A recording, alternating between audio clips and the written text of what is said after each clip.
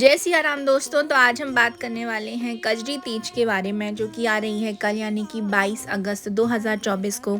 और अभी कुछ दिन पहले ही 7 तारीख को आई थी हरियाली तीज, और आने वाली 6 सितंबर को हरतालिका तीज आएगी। तो तीजों का जो त्यौहार है ये सावन और भादों के महीने में आता है। लेकिन क्या आप जानते हैं कि इन तीनों ही व्रतों में क्या अंतर है? तो आज हम जानेंगे उनके अंतर के बारे में, महत्व के बारे में, और कजरी तीज का मुहूर्त कब पड़ रहा है, इसकी पूजा विधि कैसे करनी है, इसके लाभ क्या होते हैं, महत्व क्या होता है, इस बारे में भी आज हम चर्चा करेंगे। तो चलिए ज़्यादा देर नहीं करते हैं, कर लेते हैं टॉपिक को स्टार्ट। दोस्तों, इस साल जो कजरी तीज की पूजा है यानी कि उसकी जो तृतीया तिथि का प्रारंभ है वो बुधवार 21 अगस्त 2024 को शाम को 5:06 से शुरू हो जाएगा। और वहीं जो तृतीया तिथि का समापन है वो 22 अगस्त 2024 यानी कि गुरुवार को दोपहर को 1:46 पर समाप्त होगा। तो ऐसे में कजरी तीज का जो व्रत का आरंभ है वो 22 अगस्त को ही होगा, क्योंकि हमारे सनातन धर्म में सूर्य उदय के आधार पर ही तिथियां जो हैं वो डिसाइड की जाती हैं।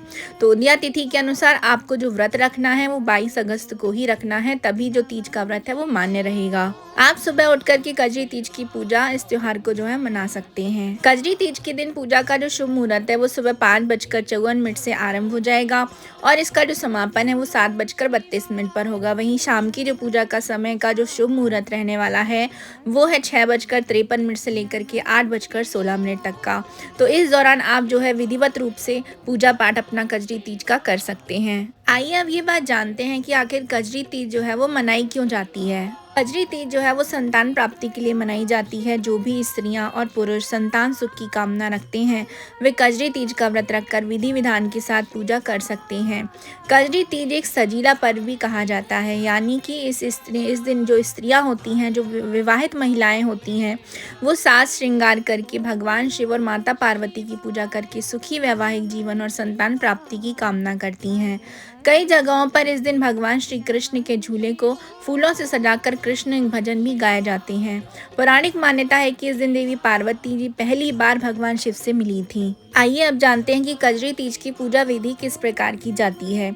कजरी तीज के दिन व्रती महिलाएं स्नान आदि करने के बाद भगवान शिव और माता गौरी की मिट्टी की मूर्ति बनाती हैं, या पूजन में मार्केट से लाई गई मूर्ति का ही प्रयोग कर लेती हैं। माता गौरी और भगवान शिव की मूर्ति को एक चौकी पर लाल रंग का वस्त्र बिछाकर स्थापित किया जाता है। इसके बाद शिव परिवार की विधिवत पूजा अर्चना की जाती है। माता गौरी को सुहागन जो स्त्रियां होती हैं वो सुहाग का सारा सामान जो होती हैं वो उनको अर्पित करती हैं। भगवान शिव को बेलपत्र, गाय का दूध, गंगा जल, धतूरा, भांग आदि भी चढ़ाया जाता है। फिर धूप और दीप आदि जलाकर आरती करती हैं, और शिव गौरी की कथा सुनने का विधान है इसमें। इस दिन गाय की पूजा करना अति शुभ माना जाता है। कई जगहों पर महिलाएं गाय को रोटी व गुड़ चना खिलाकर भी व्रत का पालन करती हैं। यह त्योहार यदि आपको देखना है तो राजस्थान में बहुत धूमधाम से साथ जो है मनाया जाता है। कजरी तीज का जो व्रत होता है वो चंद्र दर्शन के बाद खोला जाता है। इस व्रत में जौ, गेहूं, चने और चावल के सत्तू में घी और मेवा मिलाकर तरह तरीके के पकवान जो हैं बनाए जाते हैं। कजरी तीज पर शिव पार्वती की पूजा की जाती है, साथ ही नीमड़ी माता का पूजन करके चंद्रमा को जल भी अर्पित किया जाता है। कजरी तीज पर विवाहित स्त्रियां 16 श्रृंगार करके झूला झूलती हैं। कजरी तीज को संतान प्राप्ति के लिए खास माना जाता है, इसीलिए महिलाएं संतान सुख पाने के लिए विधि विधान के साथ पूजा करके तीज माता की कथा भी सुनती हैं। इसकी जो कथा है वो मैं नीचे डिस्क्रिप्शन बॉक्स में दे दूंगी, तो आप उसको वहां से देख सकते हो। कजरी तीज का जो त्यौहार है ये कल 22 अगस्त को मनाया जाने वाला है। वहीं अभी 7 अगस्त को हरियाली तीज का त्यौहार भी आया था, और आगे अभी हरतालिका त्यौहार भी आएगा। तो आखिर जो तीज का त्यौहार है इनमें अंतर क्या होता है, तो आइए जानते हैं। तीज का जो त्यौहार होता है ये सुहागिनों का प्रमुख त्यौहार भी माना जाता है, जो साल में 3 बार आता है: हरियाली तीज, कजरी तीज और हरतालिका तीज के रूप में। हरतालिका तीज में निर्जला व्रत रखकर भगवान शंकर और माता पार्वती का पूजन किया जाता है। ये तीनों ही तीज जो हैं पति की लंबी उम्र और खुशहाल जीवन की कामना से मनाई जाती हैं।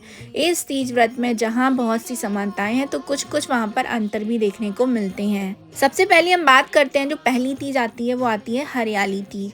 ये जो पर्व होता है यानी कि जो हरियाली तीज का जो त्यौहार होता है ये सावन मास में आता है, शुक्ल पक्ष की तृतीया तिथि को। इस दिन महिलाएं निर्जल व्रत रखकर भगवान शिव और देवी गौरी की पूजा करती हैं। मान्यता है कि इस दिन शिवजी ने देवी पार्वती को पत्नी रूप में स्वीकार किया था। इसी कारण हरियाली तीज का जो व्रत है ये सुहागिन स्त्रियों के लिए अखंड सौभाग्य का वरदान देने वाला भी माना जाता है। दूसरी जो तीज पड़ती है वो आती है कजरी तीज। तो कजरी तीज भाद्रपद शुक्ल पक्ष की तृतीया के दिन मनाई जाती है, जिसे कजरी तीज, सातुड़ी तीज और भादो तीज के नाम से भी जाना जाता है। इसको बड़ी तीज के नाम से भी जानते हैं। इस व्रत को भी महिलाएं अपने पति की लंबी उम्र का आशीर्वाद पाने के लिए ही रखती हैं। एक पौराणिक कथा के अनुसार मध्य भारत में कजली नाम का एक वन था। एक बार वहां के राजा की असमय मृत्यु हो गई और इसके वियोग में रानी ने खुद को सती कर लिया। इस घटना से वहां के लोग अत्यंत ही दुखी हो गए, लेकिन राजा रानी के प्रेम से इतना प्रभावित हुए कि वे लोग कजली गीत गाने लगे थे। ये गीत पति पत्नी के प्रेम का प्रतीक होता था। कजरी तीज मनाने की परंपरा यहीं से शुरू हुई थी। इस दिन शाम को व्रत तोड़ने से पहले महिलाएं 7 रोटियों पर चना और गुड़ रखकर पहले गाय को खिलाती हैं, फिर अपना व्रत का पारण करती हैं। तीसरी जो तीज आती है वो आती है हरतालिका तीज। सुहागिन स्त्रियां अपने सुहाग को अखंड बनाए रखने के लिए और अविवाहित जो युवतियां होती हैं वो अपने मन मुताबिक या अपना मन पसंदीदा वर पाने के लिए हरतालिका तीज का कठिन व्रत करती हैं। मान्यता है कि मां पार्वती ने भगवान शिव को वर रूप में प्राप्त करने के लिए घोर वन में तप किया था। वह बालू के शिवलिंग बनाकर उनका पूजन भी किया था, जिससे प्रसन्न होकर शिव ने उन्हें दर्शन दिए थे। उसके बाद माता पार्वती ने पूजा की सभी सामग्री को नदी में प्रवाहित कर दिया था और अपना उपवास तोड़ा था। ऐसी मान्यता है कि माता ने जब यह व्रत किया था तब भाद्रपद की तीज तिथि थी, वह हस्त नक्षत्र था। बाद में राजा हिमालय ने भगवान शिव व माता पार्वती का विवाह कराया। हरतालिका तीज पर महिलाएं सुंदर मंडप सजाकर बालू से शिव जी और पार्वती जी की प्रतिमा बनाकर उनका गठबंधन करती हैं।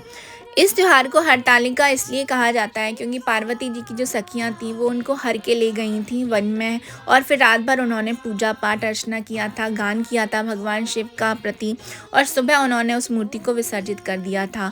हरने की वजह से इस त्योहार का नाम हरतालिका तीज बोला जाता है। तो सावन मास में और भादो मास में जो 3 तरीके की तीज आती हैं उनमें का मतलब एक ही होता है। ये स्पेशली ये जो त्योहार होता है ये लड़कियों के लिए ही होता है। इसमें लड़कियां अपने मायके जाती हैं, झूला झूलती हैं, पूरा श्रृंगार करती हैं और अपने पति की लंबी उम्र के लिए या जो कुंवारी कन्याएं हैं वो अच्छा वर प्राप्त करने के लिए इन व्रतों को करती हैं। आइए अब जानते हैं कि आपको कजरी तीज के दिन क्या क्या करना चाहिए। कजरी तीज के दिन आपको ब्रह्म मुहूर्त में उठकर स्नान करना है और भगवान शिव और माता पार्वती की आराधना करना है। इस दिन सुहागिन महिलाओं को 16 श्रृंगार जरूर करना चाहिए। इस दिन गर्भवती महिलाएं जो व्रत रख रही हैं वे फल खा सकती हैं और जल भी ग्रहण कर सकती हैं। इस दिन बुजुर्गों का आशीर्वाद जरूर लें, इसे बहुत ही शुभ माना जाता है। कजरी तीज के दिन भगवान शिव और माता पार्वती की पूजा विधिवत रूप से करने का विधान है। ऐसा करने से शुभ फलों की प्राप्ति हो सकती है। इस दिन महिलाओं को रुद्राक्ष की माला जरूर धारण करनी चाहिए, इससे मनोवांछित फल मिलते हैं। कजरी तीज के दिन व्रती महिलाओं को पूजा करने के बाद कन्याओं को भोजन अवश्य कराना चाहिए। ऐसा करने से घर में सुख शांति और समृद्धि का वास होता है। कजरी तीज के दिन पीपल के पेड़ की पूजा करने से सभी बाधाओं से छुटकारा मिल जाता है। कजरी तीज के दिन मेहंदी जरूर से लगवाएं, इससे सौभाग्य में वृद्धि होती है। कजरी तीज के दिन पति से झगड़ा और गृह कलेश करने से हमेशा बचना चाहिए। कजरी तीज के दिन सुहागिन महिलाएं सफेद रंग के कपड़े पहनने से बचें। व्रती महिलाओं को चुगली, निंदा और बुराई करने से बचना चाहिए। इस दिन सुहागिन महिलाएं सफेद रंग का साड़ी नहीं पहनना चाहिए। व्रती महिलाओं को चुगली वगैरह भी नहीं करना चाहिए। जितना हो सके भगवान का ध्यान करें, भजन कीर्तन करें, इससे आपका जो व्रत होता है वो सफल बनता है। इस अवसर पर खास तरीके के लोकगीत गाए जाते हैं जिन्हें कजरी भी कहा जाता है। धार्मिक ग्रंथों के अनुसार यह दिन धन और संतान सुख देने वाला माना गया है। अतः इस व्रत के दिन तीज माता की कथा का पाठ, पठन या श्रवण जरूर से करना चाहिए। कई मान्यताओं के अनुसार यह व्रत जो है सबसे पहले माता पार्वती ने रखा था। उन्होंने भगवान शिव को पाने के लिए इस व्रत को किया था। इस व्रत को करने से परिवार में प्रेम और सुख समृद्धि आती है। साथ ही कुंवारी लड़कियों को मनचाहा जीवन साथी भी मिलता है। इस दिन माता पार्वती की पूजा अर्चना करने का विशेष महत्व है। उनको सुहाग की सामग्री भी दी जाती है। बहुत जगह पर बायना भी निकाला जाता है जो कि अपनी सास को, नंद को या फिर जेठानी को दिया जाता है। मान्यता है कि इस व्रत को करने से वैवाहिक जीवन में शांति बनी रहती है और कलेश दूर होता है। साथ ही संतान के जीवन में खुशहाली और उन्नति भी बनी रहती है। अगर हम बात करें तो ये जो तीनों तीजें आती हैं ये जो बेटियों का त्योहार माना जाता है। इसमें जो नई विवाहित जो महिलाएं होती हैं जिनकी अभी नई नई शादी होती है तो उनको वो लोग जो हैं मायके में जाकर के इन त्योहारों को बहुत ही धूमधाम के साथ मनाती हैं। तो ये थी मेरी छोटी सी इन्फॉर्मेशन तीनों तीज के बारे में। आप सबको कैसे लगी है कमेंट बॉक्स में ज़रूर से बताइएगा। तो हम मिलेंगे नेक्स्ट वीडियो में किसी नई इन्फॉर्मेशन के साथ में। तो अभी के लिए जय जय सिया राम।